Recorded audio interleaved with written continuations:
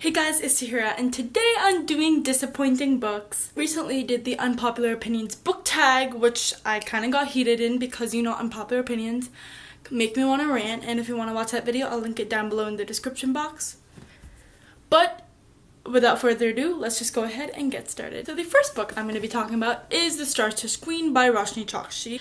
Roshni Chokshi is a very metaphor-liking person. She loves metaphors. She loves using a lot of metaphors and descriptions and purple prose, like beautiful descriptions like the sky with the crescent half smiles and silver lips, moon with the silver lips, and it's just, I get really frustrated while reading this book because she kept describing one thing in a one paragraph, was basically about one thing, and the story basically she was trying to make up for it with the writing, but I did not like this at all. The cover is beautiful though, like look, the cover is absolutely gorgeous, but the story is not as beautiful as I wanted it to be. I thought it'd be an amazing story about going to this fantasy land, and I thought it'd be beautiful, but it wasn't. It was beautiful. The writing was beautiful, but the plot was just not as good as I wanted it to be and as good as the writing was. I wish she focused more on the plot rather than the writing, because that would have made the book level go from here to here. So the next book I'm going to be talking about is Three Dark Crowns by Kendara Blake. So this story is about three girls who are queens who are basically trying to get to one throne, and they kind of go against each other and stuff. And that's what the story follows. So I thought this book would be really good because three queens, cool, competition, cool, fighting for one throne, cool. But the story was really boring. The first half of the book was so boring, nothing happened, and then the last like 50 pages, everything happened, and I was so confused because from nothing to everything is just a big jump, too big of a jump. She should have spaced out her story. That would have helped a lot, but she didn't. And I didn't really like this book, even though I really wanted to because I heard like pretty good reviews about it, and I wish I liked it because I paid full price for this book. If you want to know, I usually never get books full price. I almost get them half price, but I got this one full price, and I'm really sad because I wish I got my money's worth, but sadly I didn't. The next book I'm going to be talking about is Paper Towns by John Green.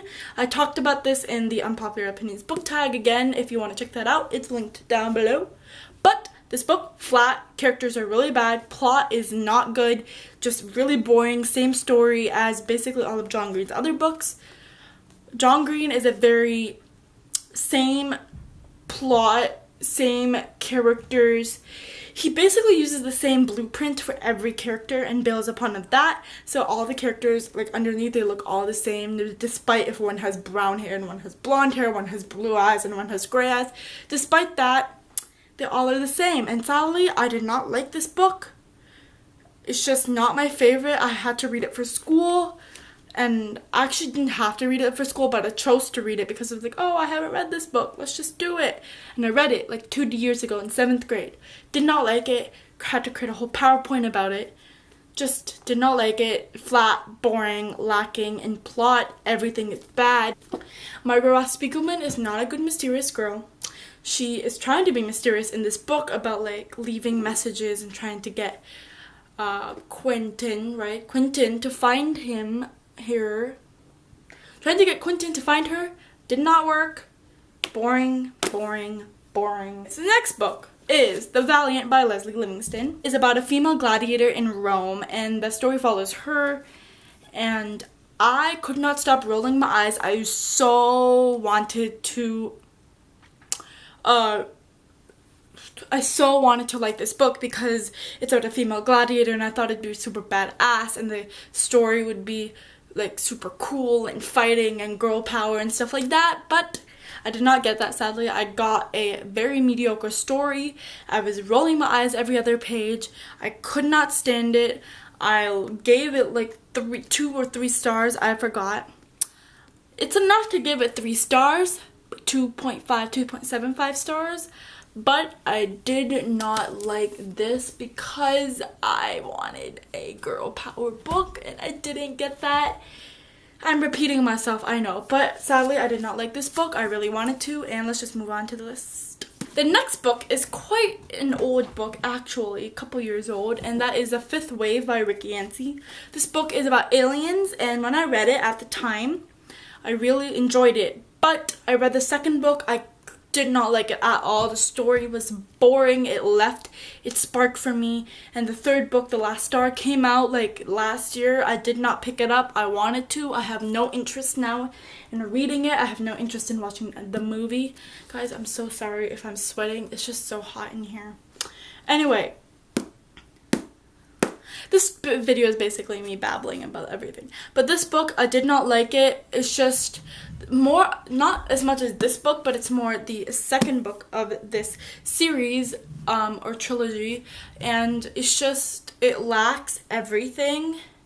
The second book, I did not get it. I was confused. No interest in continuing it.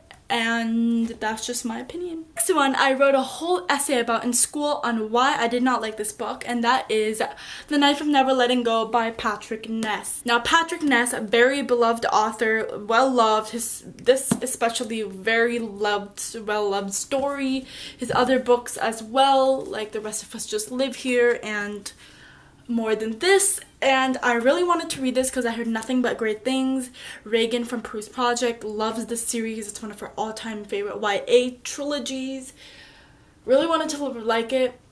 The back made it very appealing to me. Now, back makes it sound so interesting. I was like, ooh, everyone can hear your thoughts. This is cool, unique. I've never heard of this.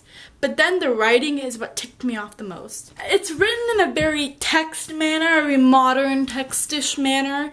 Like, because it's written as cuz, like C-U-Z. Story, I just did not like it. I bought the second book. I regretted it. I bought the second book before I read this because I thought I'd really like it because of all the praise, but I did not end up liking it. You know what? I didn't like this book. I wrote a whole essay about it, as I mentioned. I talked about it with my teacher. I sent the essay to my teacher. Did not like it. So the last two books are actually together. They go together, and that is The Crown and The Heir by Kira Cass. These two books are the two books. It's part of the selection series, though I don't consider it. I consider the selection series to be a trilogy with 3 books, and these are just like companion books, and I loved the selection along. And then this book, and it ruined everything. The character Evelyn, so annoying. So annoying. Like, just her level up to America's Singer is like, you can't even compare. Like, she's so annoying.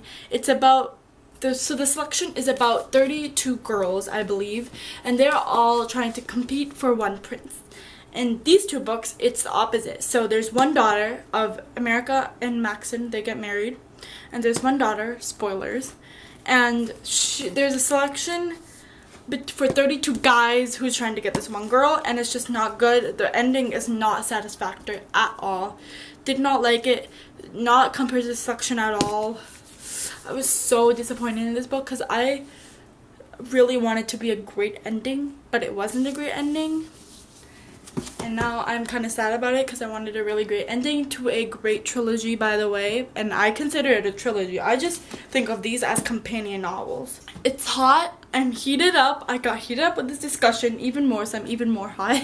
But that is it for this video. I hope you enjoyed, and I'll see you next time. Bye!